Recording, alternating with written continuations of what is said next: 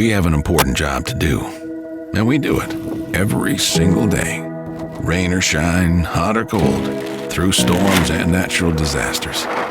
We care for our animals, we care for the land, and we teach the next generation the importance of both.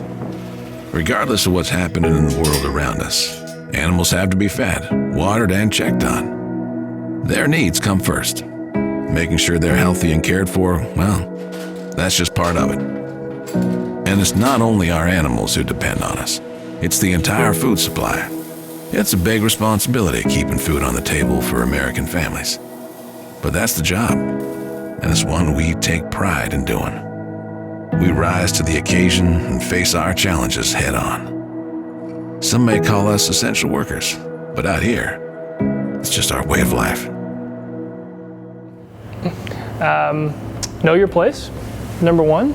I mentor and kind of work with some millennials and Gen X, and I laugh a bit, but I think everyone kind of graduates high school and they want to be an entrepreneur, and they want to run a company, or they want to do something really, really great, and you are going to do those things. But part of leadership is also being unseen and unheard, and kind of working through those ranks and working through those steps. And the more quiet you are, the actually more that you learn. You know, God gave you 2 ears for a reason. Secondary is never give up an opportunity to do something. Now, when you get 10 years down the road, there may be a time when you kind of have to put the brakes on that and not spread yourself thin. But when you're 18, 19, 20, 21, 22, 23, I could probably go up from there. Take every chance, every committee, every opportunity, everything that you possibly can to learn and to grow. You'll take bits and pieces from those. It'll take bits and pieces away from you as well, so remember that. But all in all, it's the sum of all parts that'll sort of help you. Always do more than is expected of you. Respect those that came before you, whether they're still there or whether they've left. They left their mark. And be a good communicator with your employees and your colleagues. Well, as my grandfather always told me, I think you're successful if you enjoy what you do on a day-to-day basis.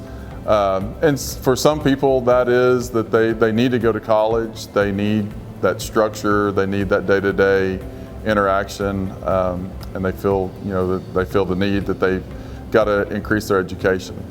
But there's a lot of guys that are going to go out there and they're going to learn in what I call the trenches, and they're going to learn, day to day, making a living and grinding it out and working their way up.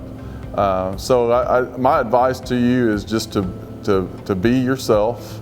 Don't try to be somebody that somebody else wants you to be, but be true to yourself and try to find something that lights your fire on a day-to-day basis. This is a topic that Kubota is talking about a lot right now. We have a desperate need for service technicians, and as our product is expanding so much, the biggest need and the biggest job opportunity within the tractor industry is mechanics. And so some of the alternatives to typical college would be to go to trade schools and to learn how to work with your hands and to learn mechanical skills and learn how to work on a team too. I think whether it's college or anything in life, just learning what your role is and learning how to play that on the particular team you're on is critical. Again, time management.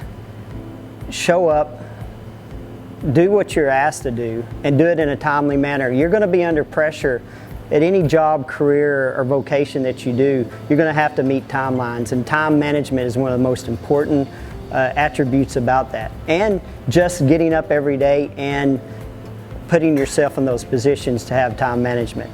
The next thing is a big one is critical thinking. You're going to constantly have problems that arise in your daily life, in business, and you're going to have that critical thinking to go along with that. And the last and probably the most important thing is communication. Communicating with other people in your business, your customers, your colleagues. Communication is probably the number one thing that you're going to need to know when you go into that job market. The first thing I think about is effective communications. And when I think about effective communications, What does that look like?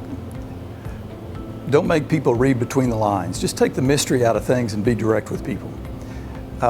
When it comes to written communication, try to write with as much clarity as possible so that you're not raising more questions than you're answering, which is frustrating for supervisors and your colleagues. And then certainly don't mislead or overstate things, which is tempting to do when you're advocating for something and trying to make your case. It really leads to a credibility problem. So all of those things fall in that effective communication bucket. The other thing I would say is maintain positive and professional relationships with everyone up and down the organization. You never know who's going to end up where and in a position to help you or hurt you down the road. And so you want to be that kind of employee that everybody says, I'd welcome the opportunity to be a reference for them when it comes to a promotion or in your next job. Show up to work every day trying to be that kind of person.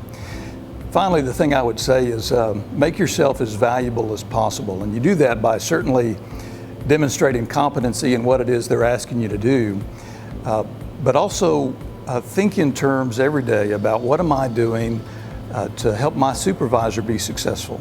And what am I doing to help this organization achieve its goals and its objectives? If you have that mindset every day, you'll always be a valuable asset to your employer.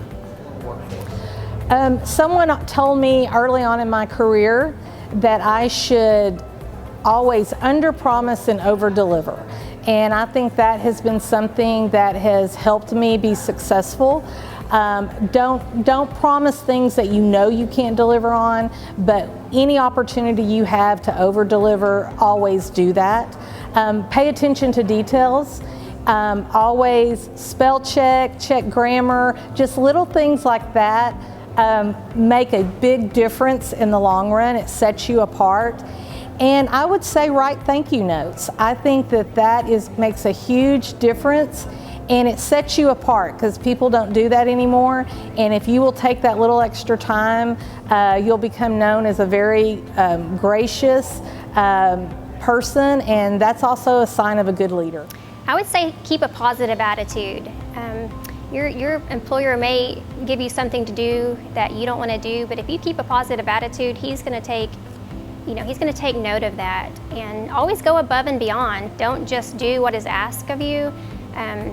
Go above and beyond that, and always take the initiative to step outside the box, and don't be afraid to try things or do things that are not asked of you. They're going to take notice of that. Bill Gates, Michael Dell, all those guys. I mean, Facebook. Those guys did not go to college, or they didn't finish college. So nothing says you have to have a college degree to be successful. So there are plenty of right now trades out there that we need: welders, plumbers, electrician.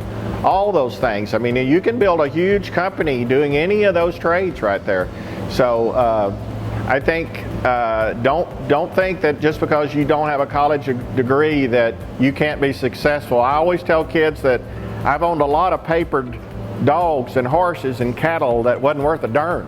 So just because you have a piece of paper doesn't necessarily mean you're smart.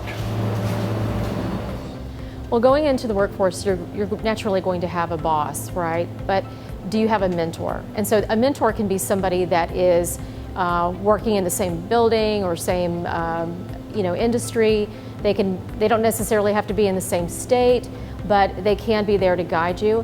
And then secondly, this is something that a lot of people are very uncomfortable asking for, and it's just feedback. People think that feedback is criticism, and it's really not. You're really just getting information about how you can do your job better, what needs to change. And when you start becoming comfortable with that dialogue that you're having with your boss, I think that's a great way to be successful.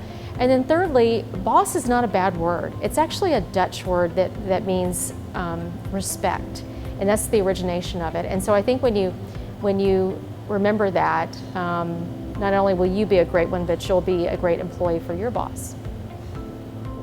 3 tips on being successful in the workforce: networking, You know, we are herd animals. We thrive off of people. Networking is one of the most important things that you can do.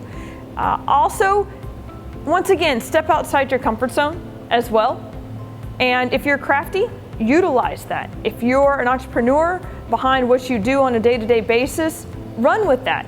And also seek a mentor as well. Those are also very important on maybe what you do or maybe what you don't want to do. And don't be afraid to do something that you're maybe not quite certain on, because that'll reassure, okay, I don't necessarily want to go down that path. Well, I agree. It's worth taking care of your largest customers, and I can give you some reasons for that. But it's also a good way to develop other customers because you're taking care of your good customers. One, it's a revenue reality. Your big customers pay the bills, and so you'll want to take care of them. But also, your big customers have an army of folks or a team of folks who are probably not going to always be at that company, or they do business with other companies, or they have friends or they marry somebody from another company or whatever.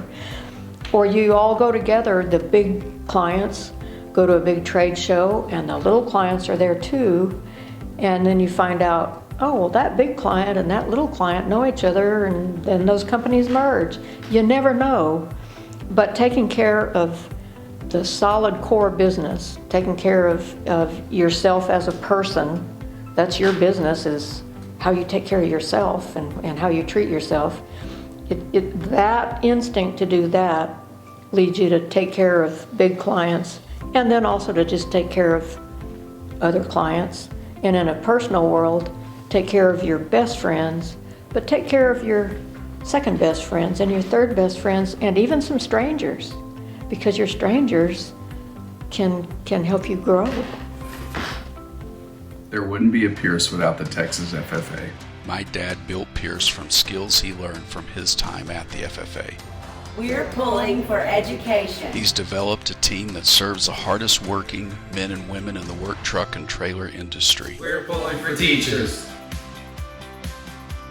We're pulling for agriculture. We know what it means to be in the FFA, and we're pulling for you because so many of us came from the same place.